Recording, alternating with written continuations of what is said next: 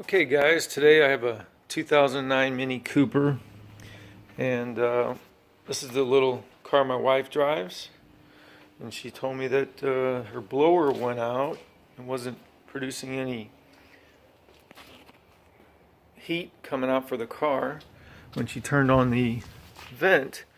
So this may help save you a couple dollars possibly. So I just bought an air cabin filter.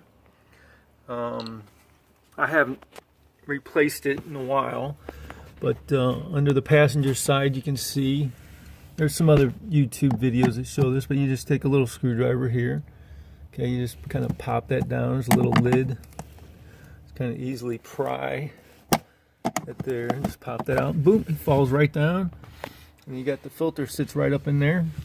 Now I've already replaced this, and I'll go ahead and take it out and show you. There's a little ridge that it sits in right down here, and it folds way up underneath, and you just kind of pull it.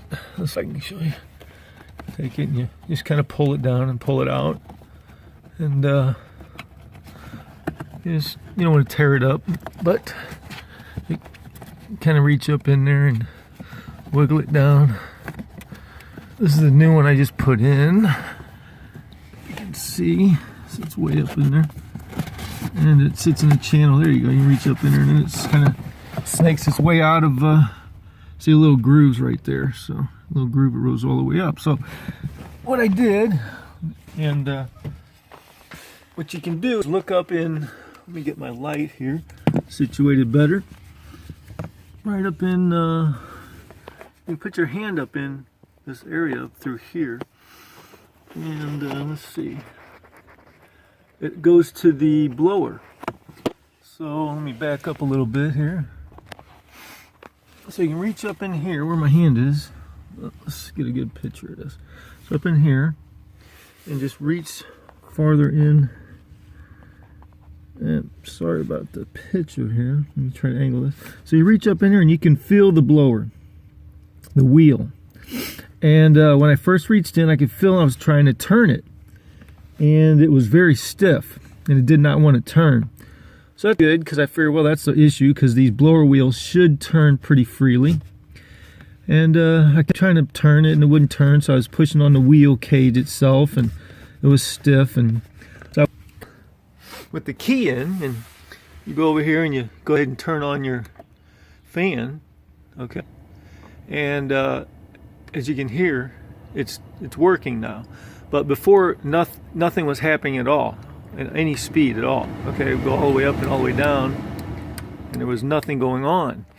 So I turned on the fan on low, and I reached up in there and kind of manually tried to force the cage to turn, and it kind of was not working too well. It kind of spinning around and pushed the fan all the way up and stuff. And I played with it for a few minutes, and turned the speed back down and turned it to low and kept trying to spin it, and I could feel the little nub where the fan catches on.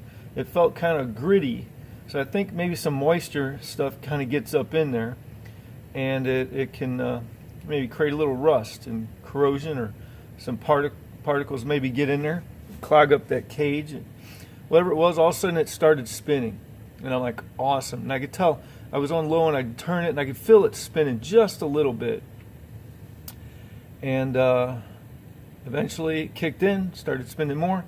So what I did is I got a bottle of this here, this liquid wrench dry lubricant. Okay, so I went in there and I just, with the fan on, because it started working a little bit, and even if the fan's not on, I would suggest to go ahead and just start spraying that up in that compartment. And you want to periodically, it'd be good just for maintenance purpose to get up in there and spray it in there to keep that blower, just like on a furnace. You want to oil those motor so that it doesn't get so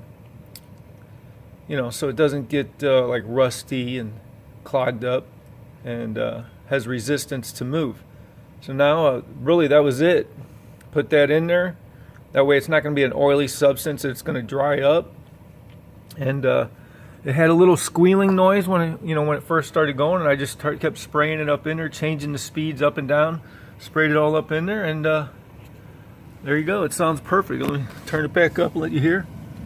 It's working great. That's all the way up. So I'll turn it back down. I'll turn it off, and just put the filter right back up in there. It has direction arrows here on the filter. You see the arrow up. Okay, so the old filter, well, I already tossed in the trash, but you could tell the top of the old filter here had a couple leaves and things on the top, so you know the airflow is coming down, so the dirty air is coming in through here. So therefore you want to turn it around this way and have that arrow pointing down in this direction as you come up in here and you feed it back up into the channel.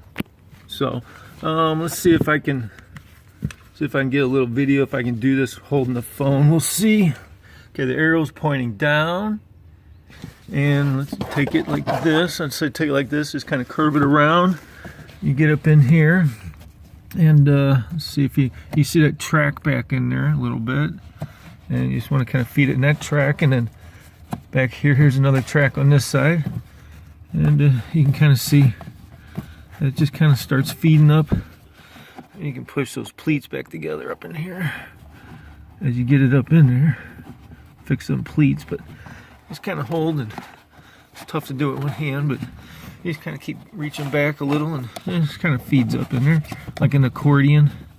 It's going pretty good, not bad one-handed. You push that up, and then I'd suggest let's see, go all the way up with your fingers and kind of make sure you feed it all the way, because you can feel at the very top.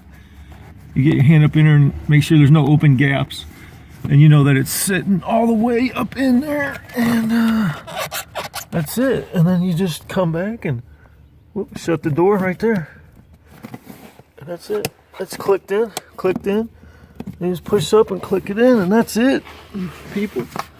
And it saved me a lot of money. I was looking online for the cost of a new motor. It could generally be either the motor itself went out, which was like $150, $180, or it could be the resistor. I didn't think it was the resistor, because the resistor would affect the fan speed itself, and if the resistor went out, then either nothing would happen, which is a possibility, or all the voltage would be flowing through and you'd only get high. So when the resistor flows in, it limits the amount of voltage to the blower motor, and as you click each level setting, feeds fan speed up and down, it would go from most resistance to less the voltage as it goes up, but those are like $180 to $200.